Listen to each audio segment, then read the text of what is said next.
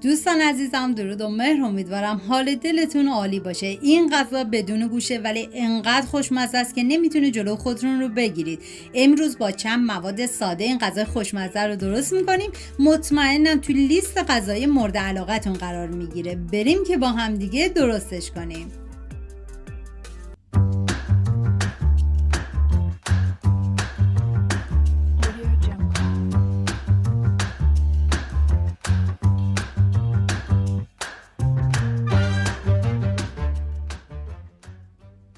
سه عدد بادمجون رو با پوست طبق تصویر برش بزنید و بعد باید تلخی بادمجون رو بگیرید که به هر روشی که راحت هستید این کار رو انجام بدید. و عزیزانی که دوست ندارن پوست بادمجون باشه میتونن پوستش رو بگیرن، ولی ظاهر غذا با پوست خیلی قشنگتر میشه.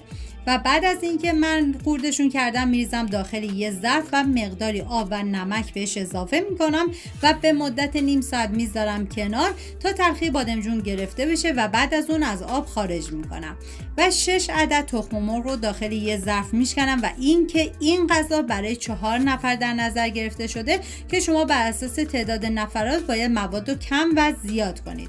تخم مرغ رو هم میزنم تا کاملا از لختگی در بیاد. و اینکه عزیزان، من اندازه های دقیق تک تک مواد رو داخل دیسکریپشن نوشتم. 80 گرم پنیر پیتزا رو به تخم مرغ اضافه میکنم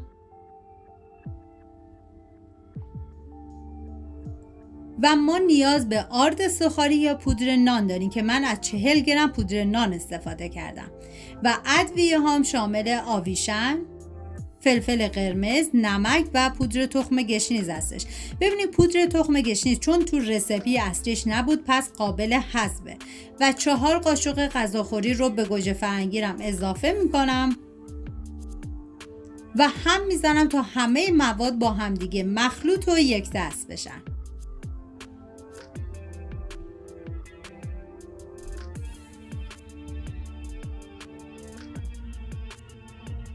و 3 حبه سیر رو من با دنده ریز رنده میکنم. و اینکه اگه دوست نداشتید سیر تازه رو استفاده کنید میتونین از پودر سیر استفاده کنید. و سیر رنده شده رو به بقیه مواد اضافه میکنم. و ما نیاز به جعفری تازه داریم که من از 1 دسته جعفری استفاده کردم و جعفری رو ریز خوردش میکنم. و سعی کنید که حتما از سبزی تازه استفاده کنید چون عطر طعم غذا رو فوق العاده خوشمزه تر میکنه.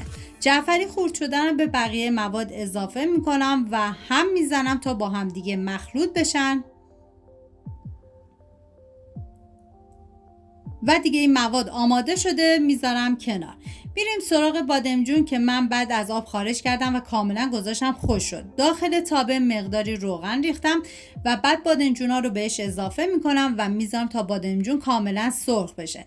ببینید نباید بذاری که فرم بادمجون خراب بشه، باید فرمش کاملا حفظ بشه. و بهتون پیشنهاد میکنم که یک بار این غذا رو امتحان کنید که هم آسونه هم فوق العاده خوشمزه. مطمئنم عاشقش میشید. و بعد از اینکه بادمجون سرخ شد من از روغن جدا میکنم و میذارم تا بادمجون کاملا سرد بشه و بعد از اون به بقیه مواد اضافهش میکنم.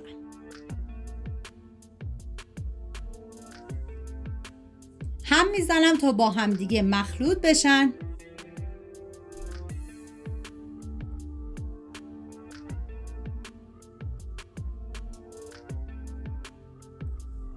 و من داخل تابه مقداری کره ریختم که شما از هر نوع روغنی که دوست داشتید میتونین استفاده کنید. موادی که آماده کردیم و میریزم داخل تابه. ببینید این غذا رو میتونید داخل فری که از قبل گرم شده با دمای 180 درجه به مدت نیم ساعت بذارید تا کاملا بپزه و 2-3 دقیقه آخرم گریل رو روشن کنید. حالا من کاملا سطحش رو صاف میکنم و میذارم تا یه طرفش سرخ بشه که هر طرف با حرارت کم تقریبا 1 ربع زمان میبره.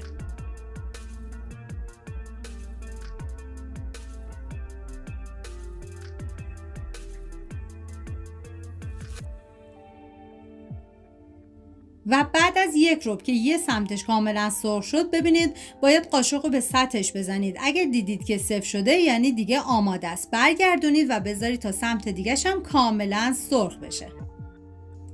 امیدوارم این غذای خوشمزه رو درست کنیم و در کنار خانواده از خوردنش لذت ببرید.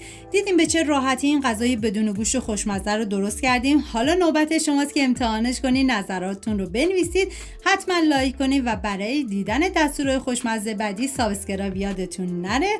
تا درودی دیگر، بدرود.